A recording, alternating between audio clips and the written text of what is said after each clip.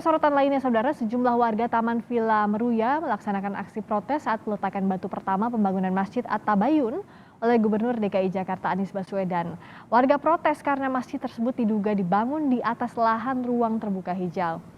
Dengan membawa sejumlah spanduk, puluhan warga Taman Villa Meruya melakukan protes terhadap rencana pembangunan Masjid At-Tabayun di Meruya Selatan, Kembangan, Jakarta Barat. Warga protes karena pembangunan masjid didirikan di wilayah yang masih bersengketa di Pengadilan Tata Usaha Negara.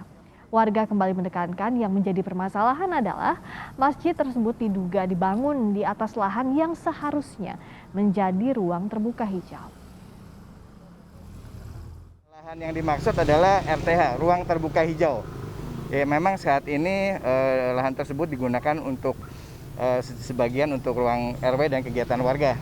Tapi sebagian besar daerah resapan pohon-pohonan taman.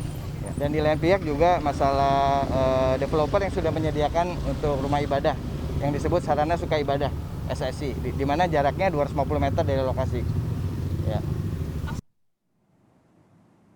Gubernur DKI Jakarta Anies Baswedan menjawab protes masyarakat terkait pembangunan Masjid At-Tabayun di Taman Villa Mutiara Meruya, Jakarta Barat. Diketahui protes terjadi lantaran rumah ibadah diduga dibangun untuk ruang terbuka hijau. Anies meyakini pembangunan masjid dilakukan dengan tertib pada prosedur ketentuan. Karena itu Gubernur DKI Jakarta menyatakan keberadaan masjid tersebut tidak bermasalah. Dan itu pula ketika prosesnya memang panjang. Kalau tadi diceritakan sampai hampir 3 tahun dari proses penyusunan perizinan sampai keluar izin prinsip, sampai keluar IMB-nya. Jadi ini sudah ada izin prinsip, sudah ada IMB-nya.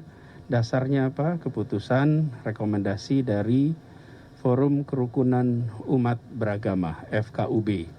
Kami di Pemprov DKI Jakarta tidak mungkin memberikan izin untuk sebuah tempat ibadah bila tidak ada rekomendasi dan izin dari FKUB. Dan untuk mengetahui informasi terkini, sudah ada jurnalis Kompas TV Tifal Solesa di Jakarta Barat. Tifal, apa sebetulnya yang menjadi masalah hingga pembangunan masjid ini diprotes warga? Saya dan tim liputan Kompas TV sepanjang hari ini mendapatkan pernyataan dari 3 pihak berbeda. Pertama dari pihak penggugat, dalam hal ini warga Taman Villa Meruya Selatan, Kembangan, Jakarta Barat, yang mengajukan protes atas berdirinya bangunan di kawasan yang diduga atau disebut sebagai ruang terbuka hijau di komplek ini. Beberapa warga yang sempat saya temui sebelum laporan langsung ini menyampaikan bahwa selain perkara area ini sebagai lahan terbuka hijau, lalu juga kawasan ini kerap dijadikan sebagai aktivitas warga melakukan interaksi sosial sesama warga komplek begitu, tapi juga tidak ada komunikasi yang berlangsung antara pihak panitia pembangunan masjid dengan warga tempatan atau warga di kawasan ini begitu. Itu warga yang menyatakan kepada saya belum lama ini kesan bahwa ini seperti tidak ada komunikasi secara meluas, tidak ada pengenalan, tidak ada informasi bahwa akan dibangun masjid di kawasan ini. Itu yang mereka sampaikan, tapi penekanan yang mereka berikan saat saya berbincang belum lama ini ya bahwa mereka tidak memprotes adanya masjid atau keberadaan rumah ibadah di tempat tinggal mereka.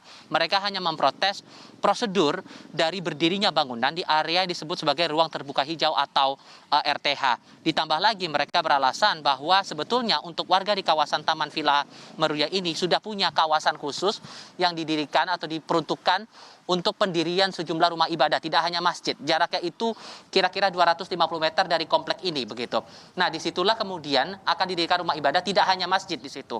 Tapi di sisi lain atau dari pihak lain, saya juga mendapatkan keterangan belum lama ini dari kuasa hukum pembangunan atau kuasa hukum dari panitia pembangunan Masjid At-Tabayun di kawasan TVM ini, yang belum lama ini menyatakan bahwa ia menuding bahwa tidak ada komunikasi.